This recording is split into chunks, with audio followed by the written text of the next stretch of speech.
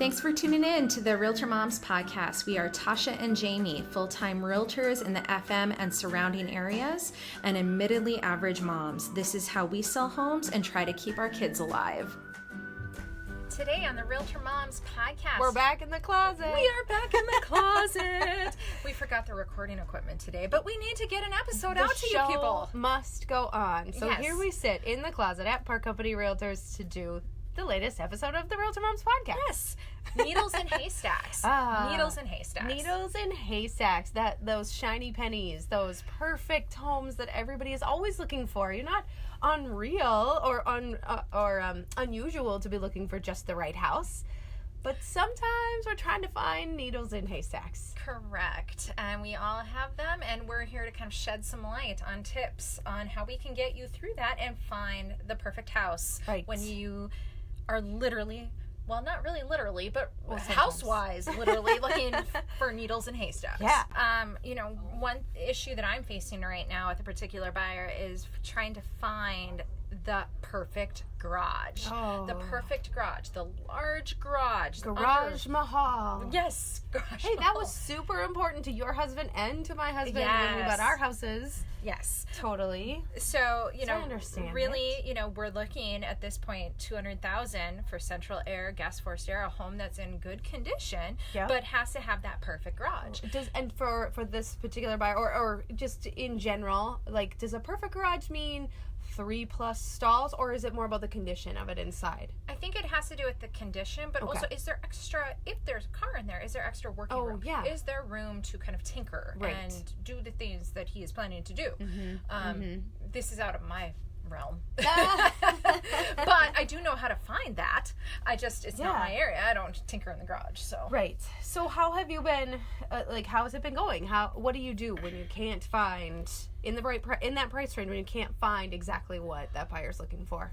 One thing I just did is we had a conversation of saying, okay, we can keep looking. We have to keep seeing what is coming onto the market every day. Well, and not everybody even advertises if they have a fancy garage, No, right? they Not all don't. the listing agents will even say, So hey, this is a huge garage, or this has a fancy garage, or big, or whatever. a lot of showings, one. Yeah, that. But two, the other piece to this is maybe being more, what areas can he be more flexible with? Oh, sure. This is, do you necessarily have to have central air or a forced air heating system? Maybe Right. we need to be looking in different avenues on other areas that he can be more be Different neighborhoods. different or neighborhoods. Maybe it's got forced air, heat, and ductwork, just doesn't have a CA unit. Correct. So I'm Totally. just saying, okay, what on your list besides the garage are you willing to be more, being willing to let go of? Right. The other piece of this is, we've had conversations on how long are you expecting to stay in this house? Is this the 10-year house, the 15-year house? And that was always the approach we've taken. But where we're going now is maybe this ends up being the 4 to 5-year house. He gets in, he builds equity, and from there we move on to finding a different house that has more of what he's looking for in a shorter time frame, just so he can get into a property now instead of spending that money on rent. Yes. These solutions sound a lot like the solutions that I have to... Excuse me. Sorry, people. I'm getting over a cold. A lot of the solutions that we have to look into when some of my needles and haystacks are often folks looking for rural property on a tight budget. They want some space to stretch their arms, and maybe they want their kids to be able to ride their bikes all over, or maybe they've got little four-wheelers or whatever it is. They just want some personal space out in the countryside.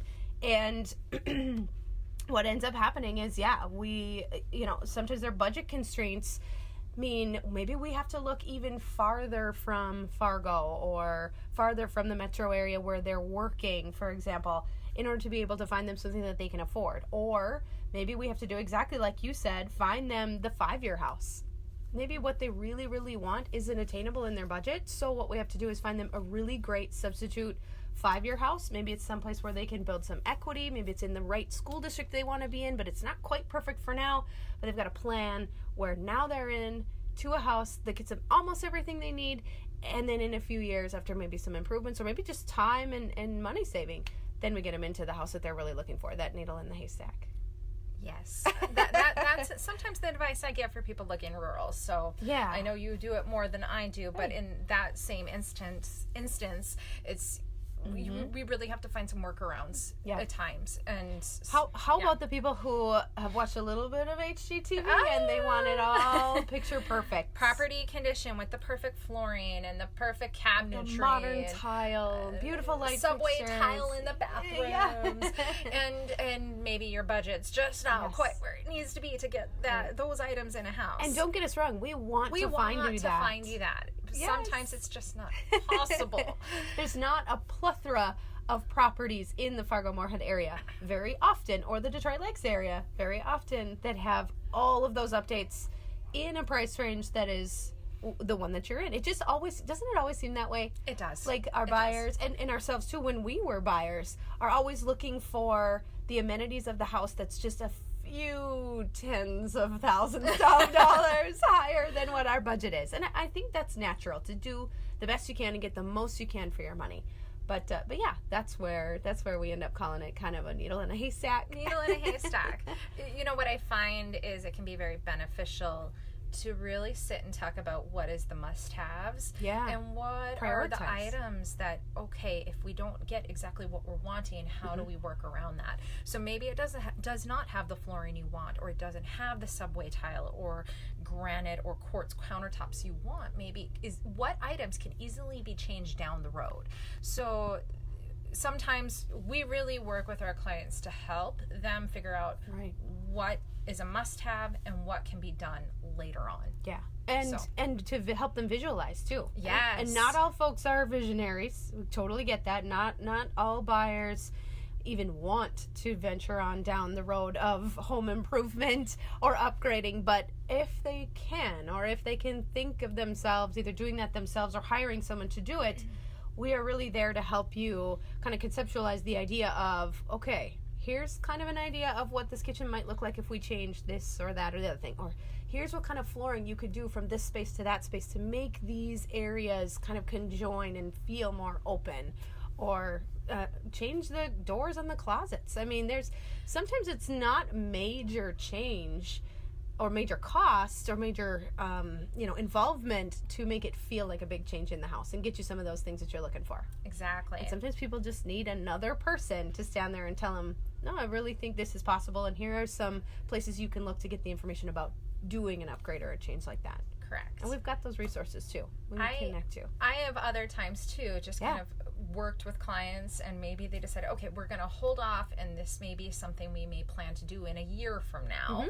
Yeah. And go get on that into route the too. house. Yes. And then make those little edits. Correct. A little bit later. So there's all sorts of ways we can help you, but really, when it comes to needles and haystacks, we're here to help and help you visualize, help you decide what is the must-haves and what maybe we can let go a little. So absolutely. Perfect. And always think about your home ownership also as an investment potentially. Correct. So maybe you can't get into exactly what you want, but maybe we can come up with a plan and a really great second choice house that's going to almost be as great as your first choice, and that will meet all your needs for the time being until you can get into that dream home.